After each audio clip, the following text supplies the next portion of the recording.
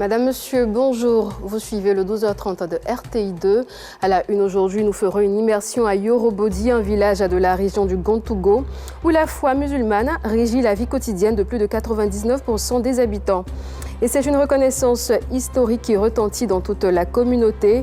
Emmanuel Macron reconnaît le rôle et la responsabilité de la France dans la guerre au Cameroun durant la période coloniale. Bienvenue, si vous nous rejoignez, vous suivez l'information sur RTI2. Yorobodi est un village où la foi musulmane structure la vie quotidienne. 99% de la population pratique l'islam dans le respect d'une tradition religieuse profondément ancrée. Entre mémoire spirituelle et projets de développement, cap sur Yorobodi, une communauté qui conjugue tradition et projets d'avenir. Un reportage de Georgette Idofofana. Yorobodi, village du département de Sandégué, région du Gontougo.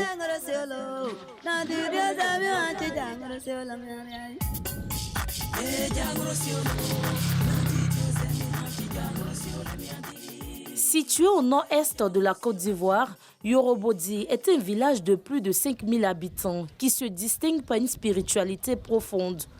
Ici, l'islam est bien plus qu'une religion. C'est une identité, une boussole qui guide les valeurs, le mode de vie et même les dynamiques de développement. Pour comprendre les racines de cette foi fervente, nous sommes allés à la rencontre de Cheikh El Hadj Mounirou Ouattara, prédicateur et guide respecté de la communauté. Ça va? C'est l'équipe des reporters de la RT qui vient de Alhamdulillah Rabbil Alamin, Alhamdulillah Rabbil Alamin, Alhamdulillah Rabbil Alamin. On va l'attendre chez Ama, tando tomango kasali kachira belebele. On a la dari, on a kodouara la mansumana. Selon lui, l'islam a été introduit dans le village il y a plusieurs générations. Transmise avec rigueur et dévotion, la religion est aujourd'hui au cœur de la vie locale. Nous sommes venus musulmans, nous sommes toujours musulmans. Les vieux même ont fait la science du Coran. Pas seulement la lecture du Coran, et chaque verset du Coran a son utilité. Quand tu arrives, tu exposes tes problèmes, ils savent avec quel verset il faut régler ton problème.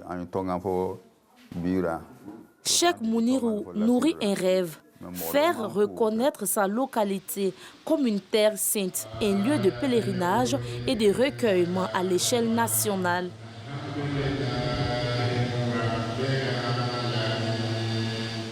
Aux côtés de Mounirou Ouattara, figure emblématique du village, une autre personnalité incarne cette tradition religieuse, Cheikh Bema Ouattara. Absent lors de notre passage, ses descendants nous ont accueillis avec des bénédictions. Alhamdulillah, mi alakato osira kana Yorobodi. Il prie pour le village, mais aussi pour la paix en Côte d'Ivoire en cette année électorale.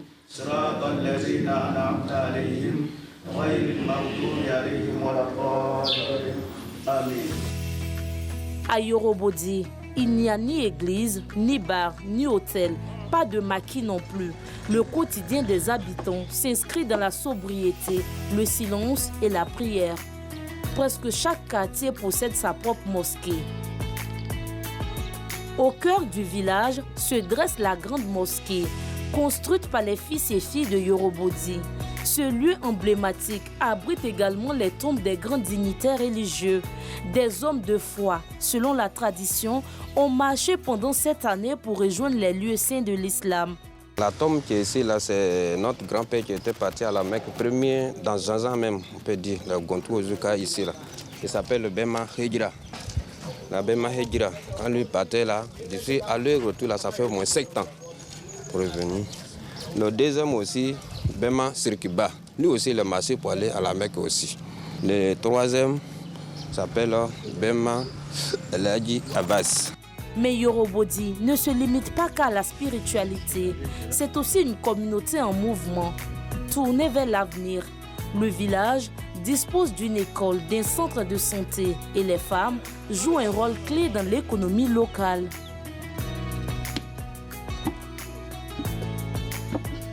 Le sous-préfet évoque les avancées enregistrées. mais aussi les défis à relever pour renforcer la visibilité et le rayonnement de Yorobodi.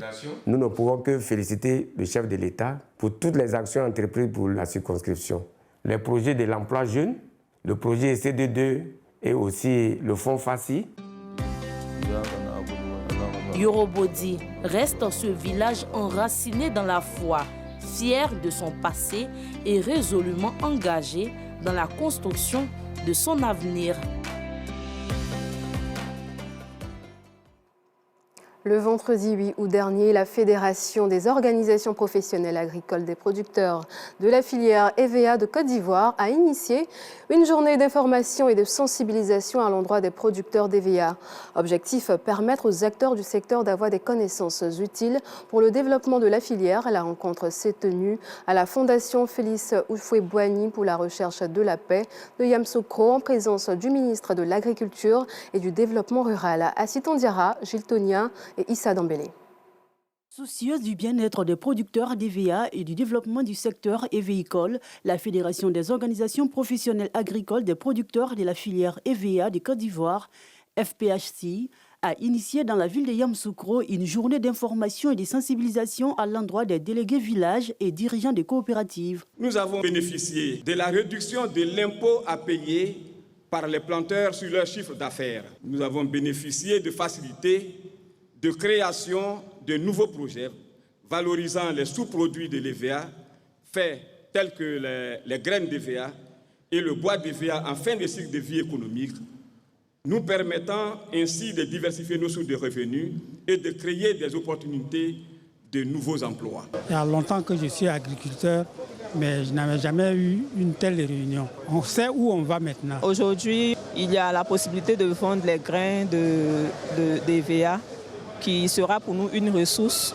alors qu'autrefois, ces graines-là étaient pour nous des dépenses supplémentaires. On avait un problème avec les renouvellements de la replantation. On nous dit que dans les jours à venir, on pourra revendre nos vieilles plantations au mètre carré à 200 000 francs CFA. C'est déjà beaucoup. Présent à cette rencontre, le président de l'Association des professionnels du caoutchouc naturel de Côte d'Ivoire, APROMAC, a évoqué l'importance de la filière évéicole dans l'économie ivoirienne. Côte d'Ivoire, premier producteur africain de caoutchouc naturel, occupe le 3e rang mondial avec une production qui croît régulièrement à un rythme moyen de 21% par an. Au plan socio-économique, l'expansion de l'EVA culture dans les zones marginales contribuerait à freiner l'exode des populations en leur procurant in situ des revenus stables. Ce rendez-vous a été mis à profit par le ministre de l'Agriculture et du Développement rural pour prodiguer des conseils aux cultivateurs d'EVA pour l'essor de la filière. J'exhorte le Conseil à faire venir des investisseurs qui sont prêts à transformer notre caoutchouc, c'est-à-dire que le caoutchouc que nous avons ici permet de fabriquer des pneus dans d'autres pays. Mais pourquoi ne pas les fabriquer ici? La préoccupation du président a toujours été de placer au centre les producteurs qui sont à la base de nos succès. Vous êtes formidables. Cette cérémonie a vu la participation de plus de 4000 délégués villages et dirigeants de coopératives des villes de l'intérieur.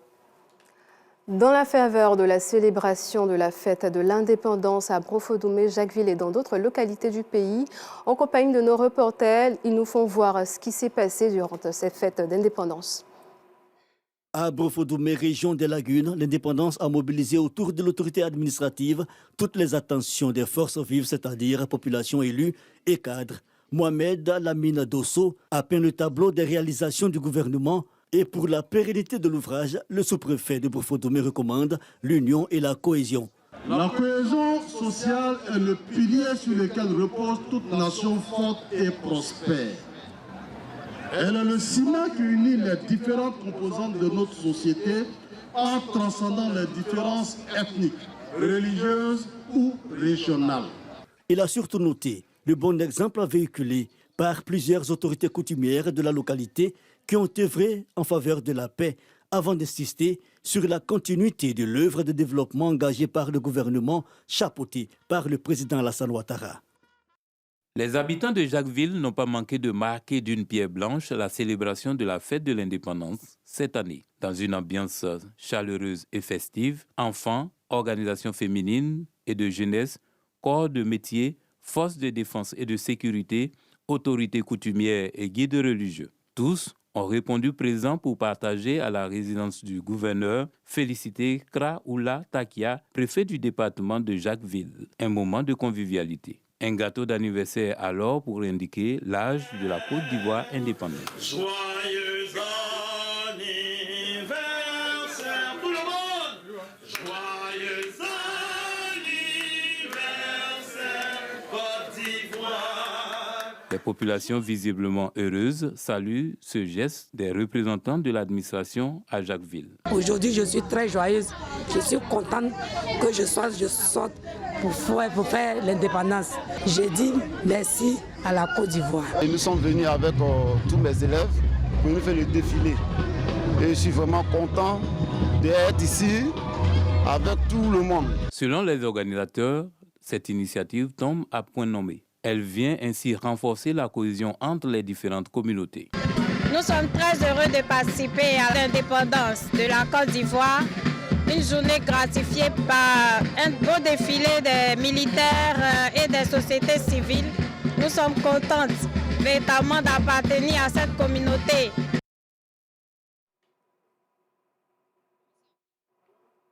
Désolée pour cette interruption. Vous verrez ce reportage lors de nos prochaines éditions.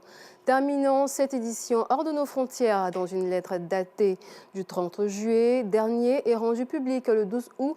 Emmanuel Macron reconnaît que la France a mené une guerre au Cameroun entre 1945 et 1971 contre des mouvements indépendantistes marqués par des violences répressives.